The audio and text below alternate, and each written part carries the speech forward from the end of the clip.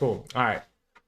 So today I want to go over something that really a lot of smart money can be summed up into one of these two things. And the whole idea with smart money, I think that people get absorbed into and get consumed by is, they get consumed by trying to understand 1,000 different concepts. So one thing I want to make a big point of is don't try to understand and implement, if I can type, every single ICT concept. So, this is where a lot of people mess up, and they've watched, all sorts of videos and hours of content trying to understand how to, perfect a breaker block entry, perfect, ES scalping entry, perfect, a weekly power of 3 one shot, one kill, perfect this, and, the daily power of 3 and catching the daily range. And it gets to the point where it's so overwhelming that instead of actually getting anything done, you just run around in circles, or you become one of those traders who is more or less just like fascinated about ICT stuff.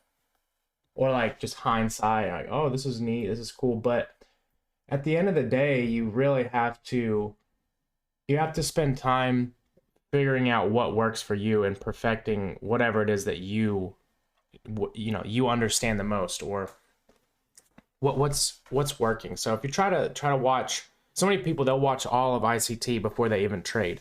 And while I do recommend there are steps to it. You need to learn, and you need to refine, and you need to practice on a demo, and then start with a small account and then work your way up. But so many people just get so lost in like the cult type ICT stuff, where it's just like, it's more fascinating, or it's like cool. But it's like the reason we're learning this is to make money. So you have to learn to take out what matters from all of this and be able to implement it into an executable strategy. So, conceptualizing is key. So, understand the foundational concepts. So what are the foundational concepts of ICT or any smart money concepts? Because, hate it or love it, there are different variations of smart money concepts, and people have taken the original foundational concepts and then built their own strategies. I'm not going to, there's a lot of people say, oh, everything is just a carbon copy of ICT. It's just simply not true. A lot of people have taken the idea and then went back and tested and found different occurrences in price and different ways to read price, but it's all based around the same narrative. And that narrative is, and again, it goes all the way back to Wyckoff, back and way before ICT was even born. So I'm not going to sit here and say, well, ICT invented this, ideology. I think that if you ask anybody over the last 50 years, hey, do you think the stock market's manipulated? Or hey, do you think, whatever is manipulated? The answer is yes, right? It's human nature that anything that has a ton of money in it is manipulated. So it's not like news, it's not like ICT just like cracked that code. But most people who are kind of branching off in the SMC, price action trading space, that ICT definitely made that a little more popular.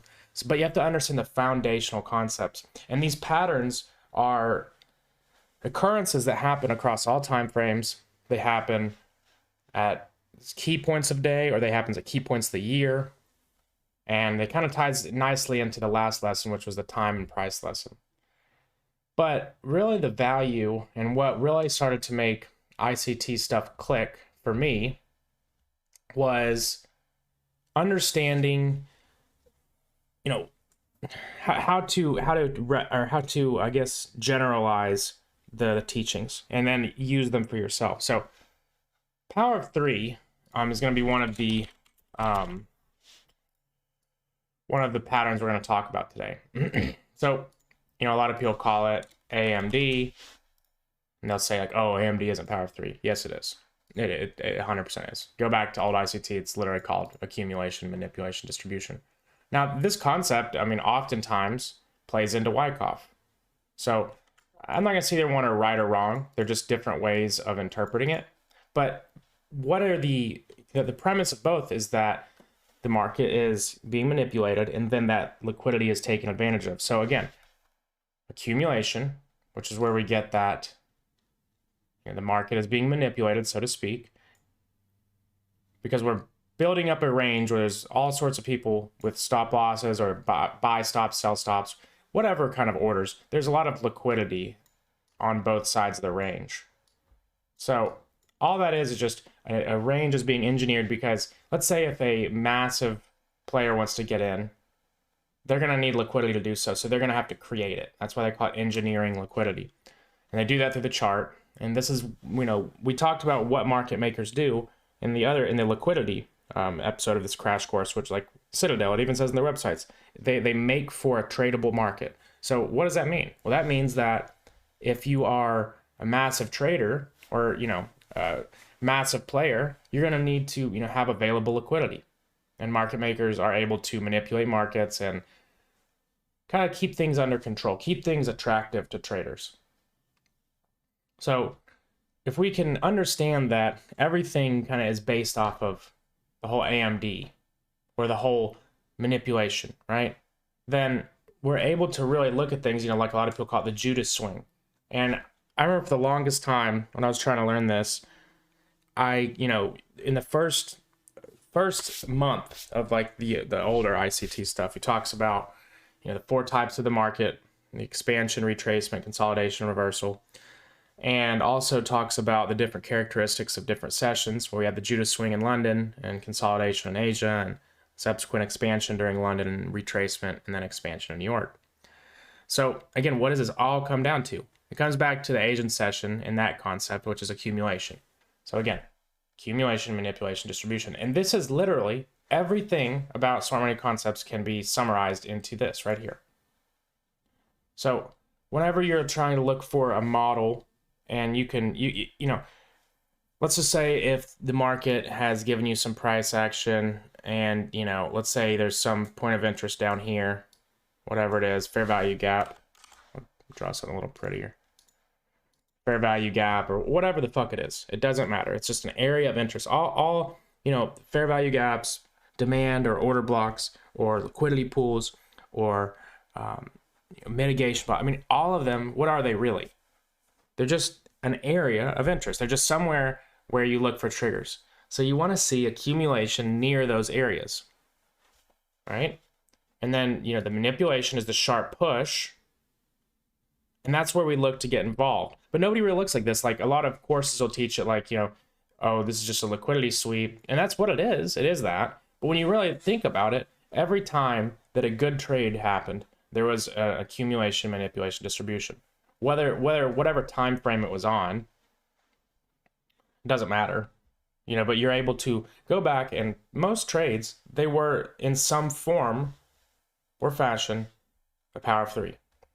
So when you really start to look at smart money concepts as something that should require all 3 of these elements for a proper trade or a high value trade, then you'll start to look at things a little bit differently, and I think things start to click, or at least that's what really started to help me, was understanding that it's all the same. No matter, if you're trying to trade Quasimodo, no matter if you're trying to trade just simple order block, pro structure or whatever it is, it all comes back to power of 3 as far as the whole concepts of what's going on and like why you're using it. Now, of course, there's other stuff, like you need to understand structure and everything else to get your bias right, which we went over.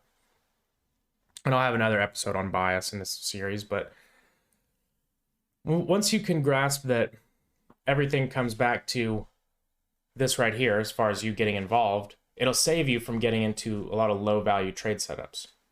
So there's the manipulation into your whatever area of interest you had. And then you have your structure to confirm it, and then distribution. So you're just going to target opposing liquidity. So I'll show you guys a couple examples of why I was targeting levels I was on GU. We talked about this. Let's do ES actually. ES is a really good example right now. So whenever you take out one liquidity pool, so let's say we took out buy side, right? Whenever you take out buy side into a context that tells you should reverse. So for instance, let's say if there was a massive fair value gap here. Let's look at ESZ because it's a little cleaner. There's or wait, not ES, or not, I thought it was, never mind, sorry. ES1, not ESC. So whenever you look at this chart, the only reason I wanted to switch was because this is different on another chart. There was equal highs. So this was equal highs on the more recent charts. Just keep that. Hold on. I was like, am I tripping? So these were equal highs. So this will be a little bit easier to see. And then we had an order block. So if you take liquidity into a point of interest and the context is proper, meaning we are in a premium. So you have all the elements. Okay, well, buy side was taken into an order block in a premium, right? So you're going to go down for sell side liquidity at that point. But that doesn't necessarily mean, like a lot of people, they'll learn a course and they'll say, okay, you know, confirmation here, short all the way down here. And it's not always that simple. If it was that easy, believe me, everybody would be rich. You know, that does happen, but that's once everything is synchronized. But in order to understand, you know, where your draw is, or like why you target, what are we distributing towards? So for instance, here, this doesn't look like the most clean power of three, right? It just doesn't. So, but whenever you conceptualize it, it really does though, because you had a nice little consolidation here, and you don't need to zoom into the lower time frames. Once you start seeing this and understanding it, you just understand it. We have manipulation here, and then we started to fall back into the range. So at this point, you're just going to target the sell side of this range right here. And that's from understanding, you know, understanding what are we distributing to and what liquidity you should expect from a day trader's perspective. You don't have to swing for the fences. That all comes from understanding, you know, what was the accumulation range that set up this manipulation. So in this example, we had buy side taken out, and this is where ICT used to be like, once you take the buy side, you go to the sell side. And that just makes it sound so simple, and he just sucks at explaining things like that sometimes. But after a long time, I got it, and this is what that means, really. It's like, you're not going to take out all the sell side. So I hope this is making sense. It's something that didn't make sense to me for a long time. But once you take out the equal highs here, and you're in this AMD, because you had an accumulation under your point of interest, in this example, it was equal highs. And then you saw a sharp push up, subsequent reversal. Now, another thing you can look at, other than power of three, we'll go back to this chart. It's the Bitcoin chart. Is market maker models. Another thing that, and most of these both fall into Wyckoff too. There's a lot of different ways to look at them. So market maker models are very similar to power of three. The main difference is that I think they're a little bit harder for people to learn, but the main difference is you get a consolidation. Let's say if we have a liquidity pool up here. This is an old high or old low. And you get a nice run up and a consolidation, a push up, smart money reversal, first leg of distribution, second leg of distribution down to the lows of the original consolidation. Now, notice that there is a power of three within this. And this is where a lot of people don't even realize this, or at least I don't see it talked about much. But you have a power of three inside of this little leg right here. But you can kind of pair these together to determine what you should be targeting.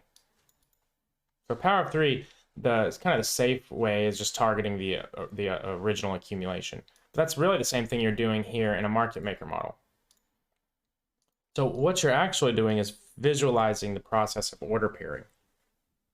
So understanding these patterns and linking, like kind of having that mental model that everything around smart money concepts or price action trading is going to fall into one of these two patterns, whether you realize it or not.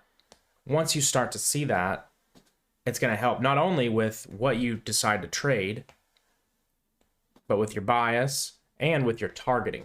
The targeting is especially, because I know that you guys, there's been a lot of times, like let's say if you're you know, there's the whole, like, for instance, whenever there's, it's like, okay, well, we're in a range, and here's my, premium. We came up to premium, order block, change a character. I'm going to target this. And there's a reason we take partials, but a lot of times you'll just hit some area liquidity pool and just, rail. And when that happens, it's almost always either a market maker model or a missed power of 3. Or that's what it was when it used to happen to me. Maybe in this example right here, let's say we had a big push down, and this was your external range right here, this to this. You came back up, had a market maker model, and let's make this a little, this box. Trying to see if I drew it. I'm trying to draw this for education here. So let's say this was the low of the range, but then you had this market maker model, and you see price pipped it out, and then you see this get preserved, and it just rushes back up. And there's some kind of crazy external liquidity or internal liquidity up here. Oftentimes, if you're in a short from up here and you get stopped out at break even, or you didn't trim as much, you could have avoided that by pinpointing one thing. And the same with power of 3. It's what is the original accumulation. So again, going back to what I started this with, everything in smart money concepts goes around accumulation, manipulation, distribution. And then we're going to go back into this in some form or fashion. And it's not always just going to be, it's not just so simple as, boom, okay, easy, boom. If it was that easy, it's just, but I mean, at the same time, it kind of is. It is, but it takes time to start spotting it like that. So the whole idea that I want to push or cement in your brain is that everything comes back to it's full circle. So if we are trying to deal with an algorithm, whatever, or it's market manipulation, however you want to interpret it to make it sound better or understand it better, all you really need to know is that obviously things are calculated, whether it's algorithmic or whether it's whatever, who knows, math, I don't know. But that's why a lot of these major funds are quant and using algorithms. I mean, you can literally go read about some of the most profitable funds out there. They're all using algorithms, but anyways, that's all besides the point. But what I'm trying to instill in your brain is that everything comes back to the original accumulation of whatever started the cycle you're in. So for example, I want to delete all this. We'll take a look at Bitcoin. So whenever we look at Bitcoin, obviously we had this massive bull run here. And the first, real kind of market manipulation we had in that bull run, because it was just up only. I mean, if you bought COVID, I mean, you literally didn't have to do anything. There was no market manipulation. You weren't even getting stop hunted. Like literally, if you bought down here, most of the time you didn't even come back and touch sell side liquidity. So once it started getting manipulated back up in here, that was your original consolidation. Because now this is the footprint that there are indeed institutions involved. There is manipulation at play. All right, so that's your original consolidation in a market maker model. Right? So then you have some run up before your smart money reversal. And there's a whole video on market maker models I have if you don't understand them. So there's your run up. This is kind of your last consolidation before the reversal. Smart money reversal right there.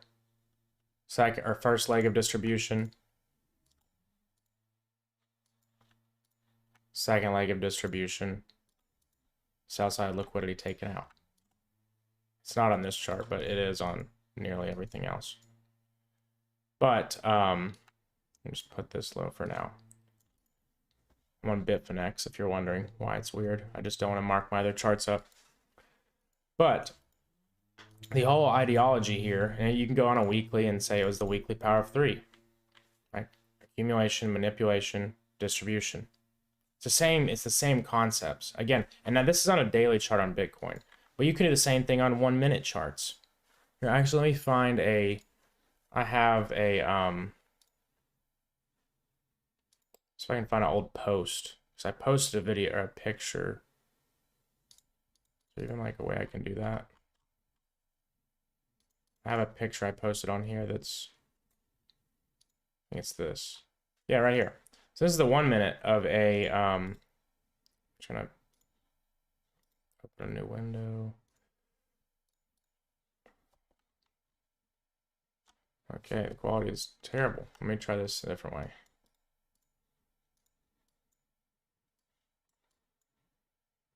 Okay, I guess quality is just terrible. You can still see the general understanding.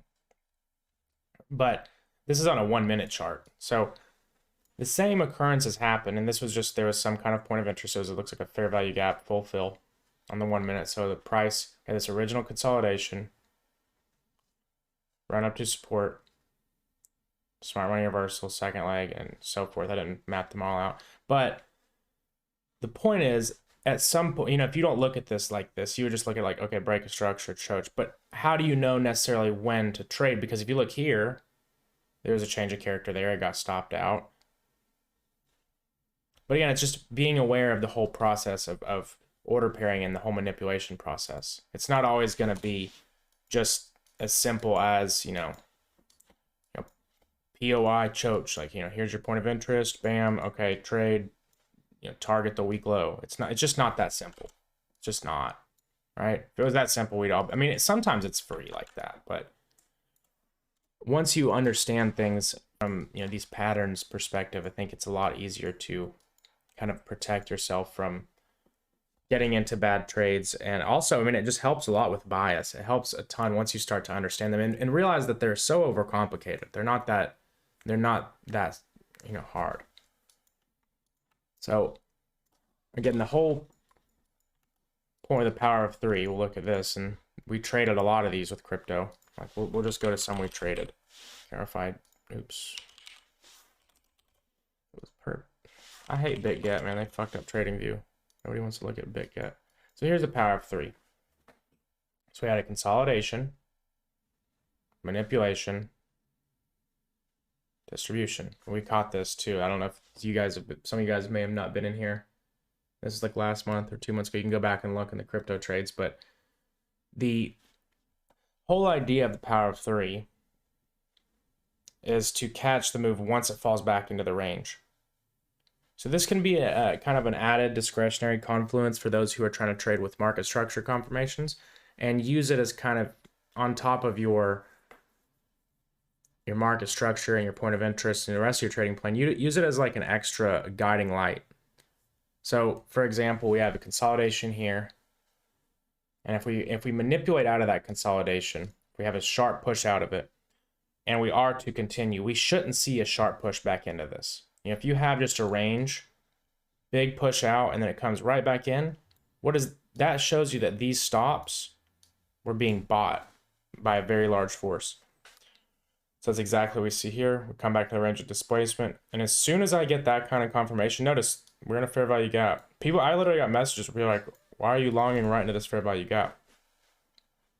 Right? We've had little drawdown, massive 100% move. And it's just simply from under. I would have longed that a long time ago. I would have been scared of long that because I would have said, oh, okay, well, bearish structure here, you know, displacement, I'm going to short from this fair value gap. And that's what simple SMC will do to you. But if you understand the process of what's actually going on, because everything goes back to accumulation, manipulation, distribution, literally every last thing.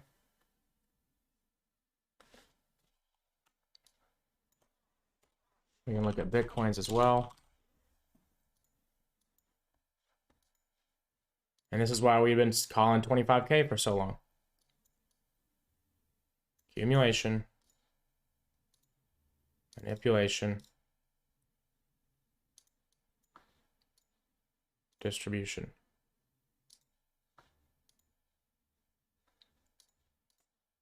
So you see how the displacement is very important. So notice how here we came in, we fell right back in the range. So at that point, you don't really want to entertain it too much.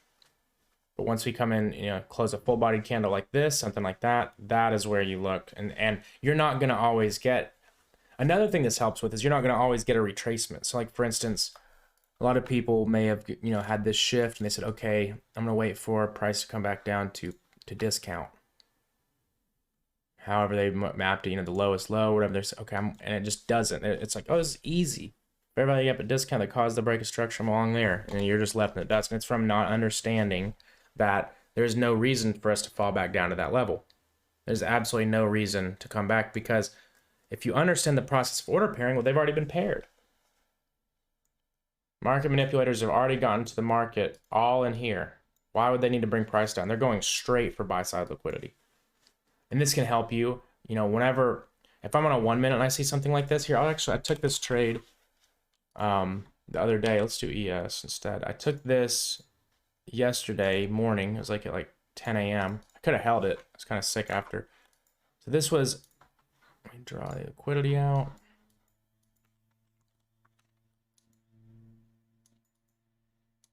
So this is when we came to the market. I talked at these equal highs. I put on Twitter that we were gonna, oh, that's the range, that we were gonna take out these equal highs. It happened overnight, and then I saw that we had nice displacement above them. So that tells me price is reaching higher. So it's in distribution mode. Again, if we look here, Haas actually called this out last week at some point.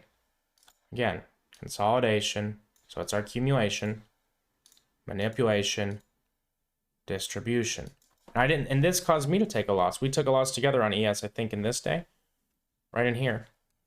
So I didn't see it, and that caused me a loss. And that's kind of the part of the inspiration why I wanted to go over this class today, because it's still, you're still going to make mistakes, but the more aware you are of this, the less you're going to make over time. And when you do make them, you're going to know why you made them. So again, at that point, I came into the market and said, okay, we're going for buy side. I'm pretty confident in that. So that made me take a trade that I usually wouldn't necessarily take, because if we look, 10 a.m. we shifted out, or took out sell side. This is kind of the model we look for. Immediate market structure shift. But usually I would want to see at least a little bit more retracement for this big of a move, and I would usually want to use this as the stop. So I would have waited until we got in here. But in this example, I knew that price is drawing extremely fast to the upside because we're in the distribution phase. Again, there's no reason to come down. This is basically your best opportunity. It already happened. It's not going to come back down one more time. Then we're moving up. I could have held it for much longer, as you guys see, but again, that's okay. I just held to the range high because that was the distribution target. Now, again, this goes in hand with bias, which that's gonna be the next episode we do in this series. It's gonna be daily bias, even though we have an old one too. So if you want to watch that in the meantime, it's in this playlist. But on top of that, we had met our daily power of 3 target. So again, accumulation, manipulation, distribution. So we go to the lower time frames, you see the same thing happening, but in the opposite side, which would match the fact that we've taken out this sell side liquidity, because now we have a reason to move back up to at least a discount. All right, which is definitely what's going on here.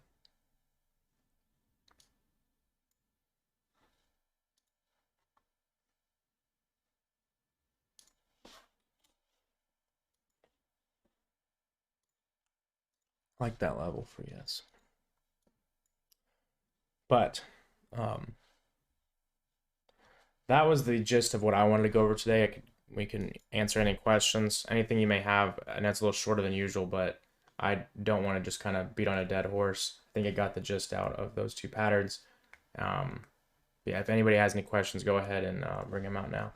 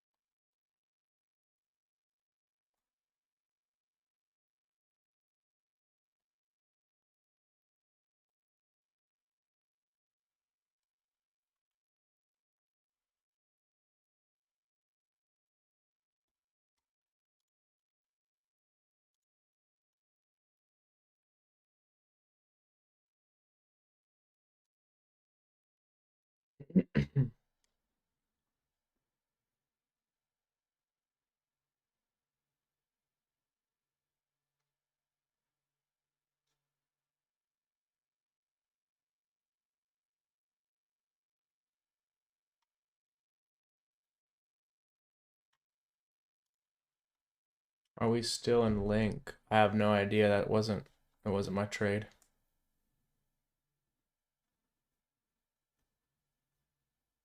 Can I please summarize the two patterns once more quickly?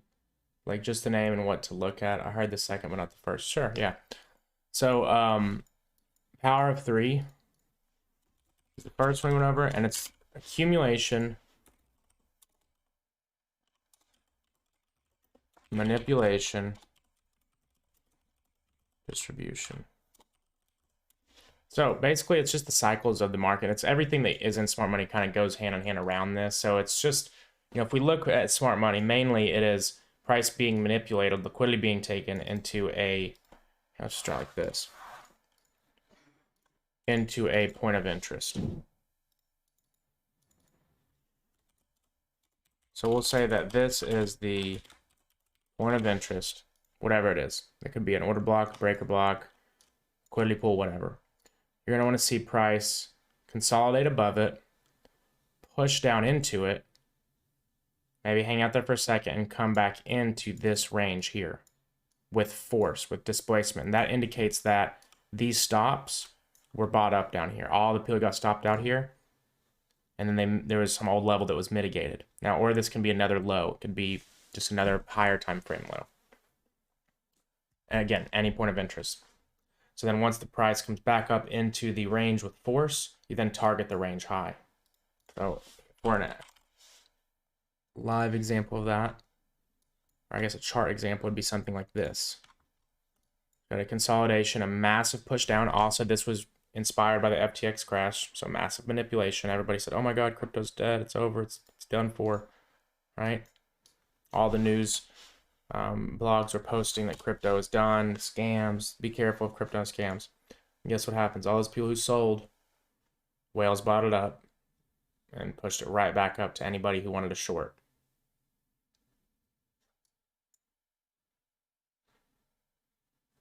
Hopefully that helped. That's a pretty good summary, I feel like.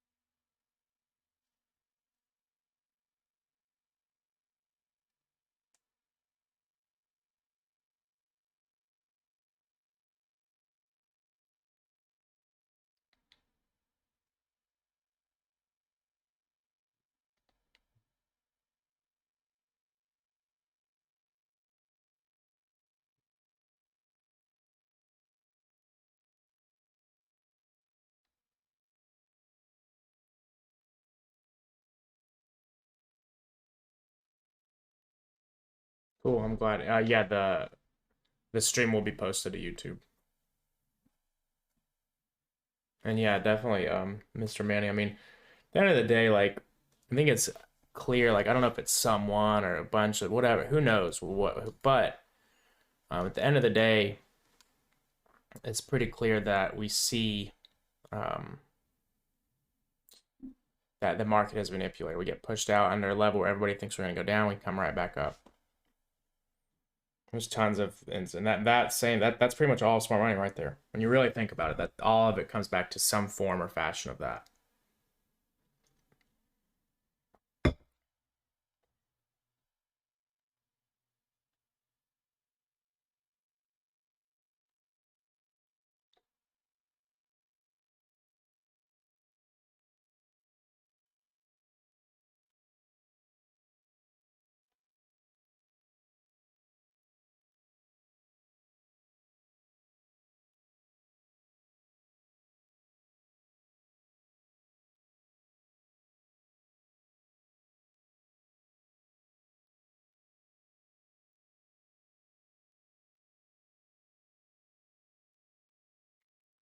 Well, I think there's no questions.